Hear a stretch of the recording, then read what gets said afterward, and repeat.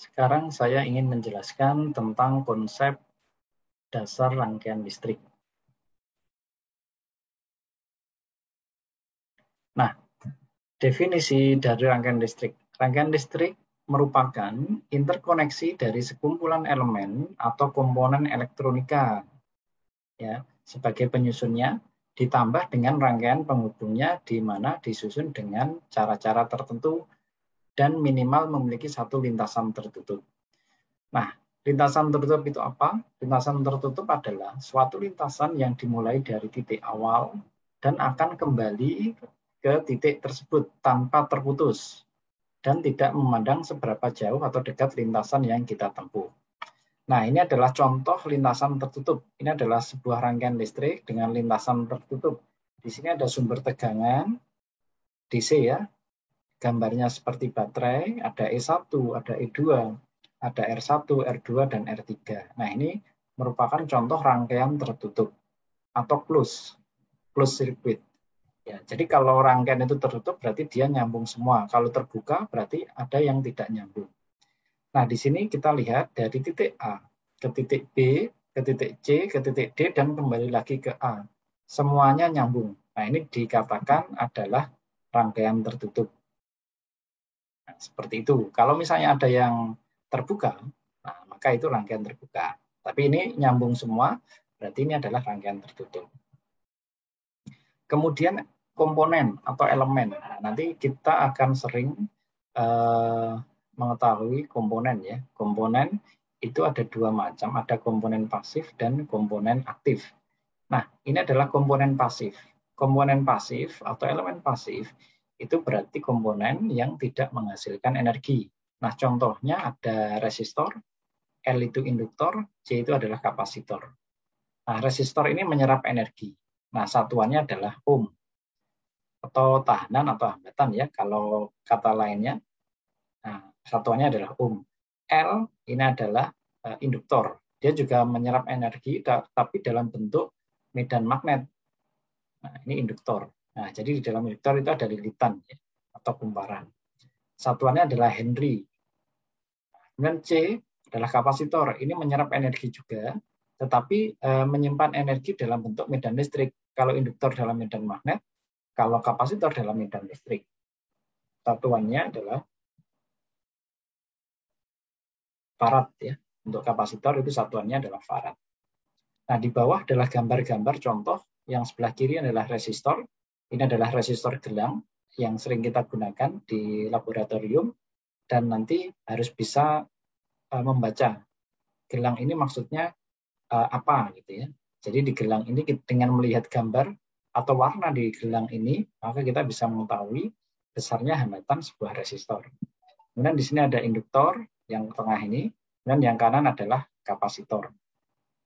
Seperti itu. Nah, selanjutnya adalah komponen atau elemen aktif. Kalau aktif itu adalah elemen yang menghasilkan energi. Energi yang dimaksud di sini adalah sumber tegangan atau sumber arus. Contohnya adalah transistor, IC, dan dioda ya. IC ini integrated circuit yang kakinya banyak. Kalau dioda seperti ini juga dari semiconductor. Transistor juga begitu yang kakinya 3 ya. Nah, ini adalah komponen aktif. Nah, kemudian kalau elemen atau komponen berdasarkan jumlah terminalnya itu dibagi menjadi elemen listrik 2 terminal dan elemen listrik lebih dari 2 terminal. Kalau 2 terminal itu ada tegangan, arus, kemudian ada resistor, ada induktor, ada kapasitor. Kalau yang lebih dari 2 terminal itu ada transistor, ada op-amp, dan ada IC, integrated circuit. Nah, ini contohnya, ini adalah transistor. Kalau transistor itu kakinya ada 3 ya. Ada basis, ada emitor, ada kolektor. Sedangkan yang kanan ini adalah IC atau integrated circuit. Ini kakinya banyak ya. Ada yang sampai 1000 juga. Nah, ini tergantung spesifikasi dari IC tersebut. Nah, sekarang kita ke arus listrik. Apa sih arus listrik? Nah, arus listrik merupakan banyaknya muatan listrik. Nah, ini kalau kuat arus listrik ya. Banyaknya muatan listrik positif yang mengalir melalui penampang seutas kawat penghantar persatuan waktu. Jadi arus listrik itu muncul jika ada muatan listrik, ya. Baik itu positif atau negatif. Nah, kemudian per satuan waktu. Rumusnya ini. I ini adalah watt arus, sama dengan Q adalah muatan per satuan waktu. Nah, di sini yang disebut, kalau di sini disebutkan adalah muatan listrik positif. Nah, muatan listrik per satuan waktu itu adalah arus. Ya. Nah, kalau muatan listrik negatif itu adalah elektron, ya. Nah, arahnya arus listrik ini selalu berlawanan dengan elektron. Jika arus listrik misalnya arahnya ke kanan, maka elektron arahnya ke kiri. Nah, seperti itu, ya. Jadi arus adalah muatan listrik per satuan waktu. Ini adalah arus. Nah, satuan arus adalah ampere, ya, dilambangkan dengan A besar. Muatan adalah C, ini adalah kolom, sedangkan T atau waktu ini adalah second, dalam satuan second atau detik. Nah, jenis arus itu ada dua. Jadi ada arus searah atau direct current yang sering kita sebut sebagai DC, dan arus bolak-balik yaitu alternating current atau yang sering kita sebut adalah C. Kalau arus DC atau arus searah merupakan arus yang mengalir dengan nilai konstan. Nah, kalau kita nanti menggunakan osiloskop, nah gambarnya seperti ini, ya. Jadi hanya satu garis saja di atas, garis horizontal. Seperti ini. Kalau arus bolak-balik itu seperti gelombang sinusoidal seperti ini. Nah, kalau di arus bolak-balik ini nilainya berubah-ubah secara periodik. Nah, di sini nanti akan ada frekuensi dan amplitudo. Nah, seperti itu, ya. Ini adalah arus AC. Nah, kalau arus di rumah kita yang dari PLN itu rata-rata adalah arus AC. Nah, tapi peralatan elektronik yang kita punya itu rata-rata DC, tetapi ada yang AC juga.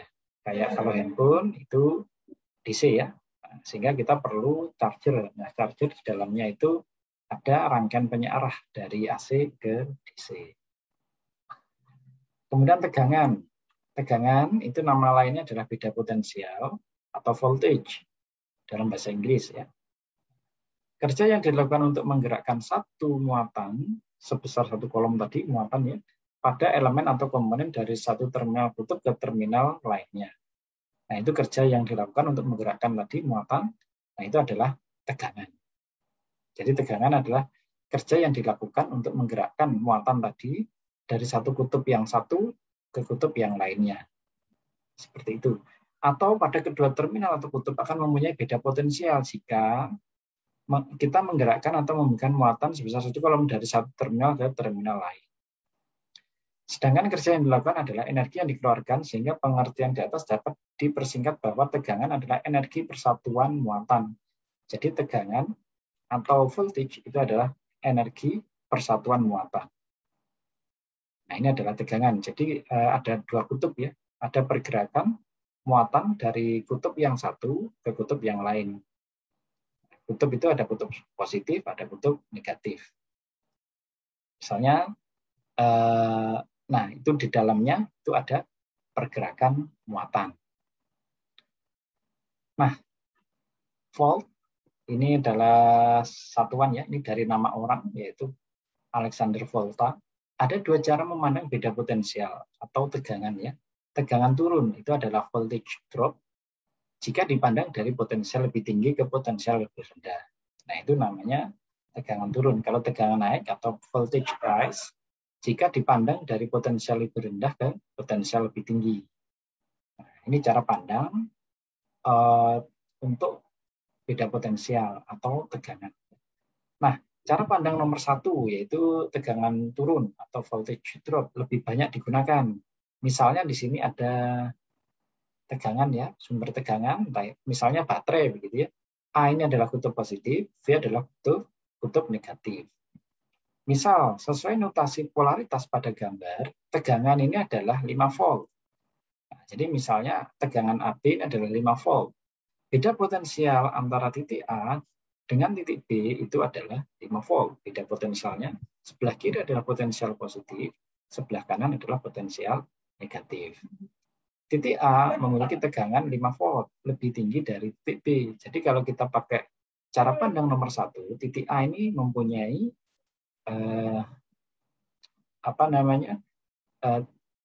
tegangan 5 volt lebih tinggi dibanding titik B. Karena kalau kita pakai cara pandang nomor 1 ya, tegangan turun, maka tegangan A ini lebih tinggi dibanding B, yaitu sebesar 5 volt. VA min VB berarti VA, selisih antara VA dikurangi VB itu adalah VAB, yaitu sebesar 5 volt. Sedangkan kalau VBA ini berbeda ya, kalau VBA berarti B dikurangi A, ini sebaliknya, yaitu minus 5 volt. Ya, jadi kalau kita menggunakan cara pandang nomor 1, VAB itu besarnya adalah 5 volt, karena positif ini selalu lebih tinggi dibanding yang negatif. Nah, kemudian ada elemen aktif. Elemen aktif, sumber tegangan ya, ini ada sumber tegangan dan sumber arus, ada 2 tipe. Nanti ketika kita menganalisis sebuah rangkaian, di sini ada sumber tegangan bebas atau independent voltage source. Nah, nanti dilambangkan seperti ini. Yang bundar ini ya, yang bulat. Nah, ini nanti adalah lambang dari sumber tegangan bebas atau seperti ini. Tapi yang sering nanti adalah yang bulat seperti ini. Kalau arus bebas itu gambarnya adalah seperti ini. Di atas, di dalamnya ada tanda panah. Ini merupakan arah arus adalah ke atas ya. Jadi nanti ada lingkaran. Nah, ini menandakan bahwa sumber tersebut adalah bebas. Sedangkan kalau sumber tegangan atau sumber arus tidak bebas itu lambangnya seperti ini. Kalau tegangan dia ada ini ya, kotak berbentuk belah ketupat ya. Nah, seperti ini, positifnya di atas, negatifnya di bawah, berarti sumber positif kutub positif di atas, kutub negatif di bawah. Nah, ini adalah untuk sumber tegangan tidak bebas. Kalau sumber arus tidak bebas, nah ini sama sebenarnya, di dalamnya ada tanda panah ke atas, tetapi bentuknya ini ada kotak ya, atau belah ketupat. Nah, ini seperti ini. Ini bedanya antara sumber bebas dan sumber tidak bebas. Kalau bebas dia lingkaran, kalau tidak bebas seperti ini, kotak ya, atau belah ketupat. Oke, kemudian sumber itu juga ada 2, sumber ideal dan sumber tidak ideal. Sumber ideal merupakan sumber yang tidak memiliki tahanan dalam. Nah, jadi dalam sumber tegangan itu ada tahanan dalamnya. Nah, itu kalau sumbernya itu tidak mempunyai tahanan dalam, itu berarti sumber ideal.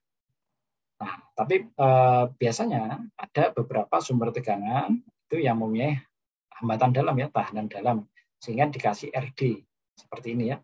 Nah, itu nanti dia tersusun seri atau tersusun paralel. Nah, tetapi hambatan dalam ini pada yang mana ya? Tapi bukan berarti resistor ya, bukan ya. Jadi dia ada hambatan dalam sendiri. Tapi bisa didekati dia seri atau paralel dengan sumber tersebut. Nah, kalau sumber tidak ideal berarti mempunyai tahanan ya. Tahanan dalam ini umumnya dilambangkan dengan R kecil dan D ya. Kemudian hukum Ohm. Nah, jadi hukum Ohm ini yang kita hafal harus yang ini ya. I sama dengan V dibagi R. I adalah kuat arus, satuannya ampere. V adalah sumber tegangan, satuannya volt. R adalah hambatan atau tahanan, satuannya ohm. Hukum Ohm adalah ini. I sama dengan V dibagi dengan R. Seperti itu. Jadi ketika ada arus melewati sebuah hambatan, nah nanti pasti kita bisa mengukur tegangan di hambatan tersebut. Nah, ini adalah hukum Ohm ya. Jadi dia linear. Perbandingannya V dibanding I. Besarnya I. Kalau ini R ya. R itu adalah V dibagi I ya. Kalau kita mencari R adalah V dibagi I. Kalau ini adalah grafik hubungan antara volt dan ampere. Jadi seperti ini. Nah, ini linear ya. Besarnya adalah I sama dengan V dibagi dengan R. Nah, energi kerja yang dilakukan oleh gaya sebesar 1 Newton untuk memindahkan benda sejauh 1 meter. Itu adalah energi. Berlaku hukum energi tidak dapat dihasilkan dan tidak dapat dihilangkan. Ini adalah bunyi hukum kekekalan energi. Energi hanya berpindah dari satu bentuk ke bentuk yang lainnya. Contoh, pada pembangkit listrik tenaga air, energi dari air yang bergerak berubah menjadi energi listrik.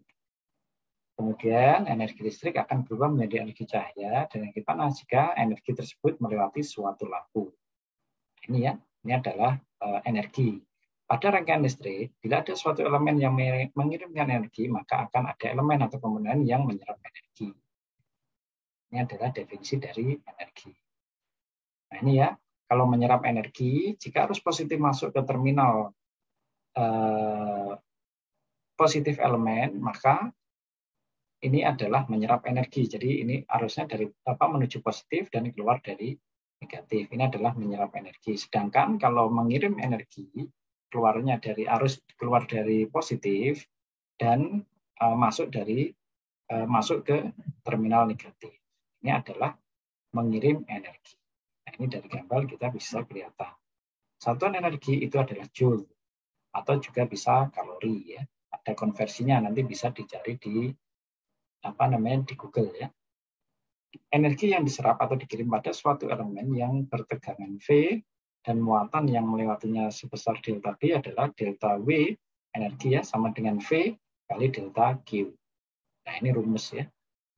Ini energi sama dengan V tegangan kali delta Q kali muatan ya. Nah sekarang kita ke daya.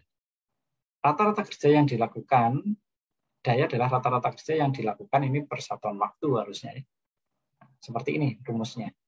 Nah, daya adalah kerja yang dilakukan per satuan waktu, yaitu kerja W dW dibagi dt, dW dt ya. Nah ini kalau dijabarkan lagi sehingga kita ketemu voltase dan arus, sehingga daya itu bisa dirumuskan V kali I tegangan kali arus. Satuannya sendiri adalah watt. Ini diambil dari nama ilmuwan ya, James Watt. Nah daya adalah P sama dengan V kali I. Energi sendiri itu adalah daya dikali T ya. Nah ini maaf, ini ada kesalahan. Nah ini harusnya V kali I kali T. Nah, di sini ada kesalahan. Jadi nanti silakan diperbaiki. Jadi ini bukan P tapi V. Oke, coba saya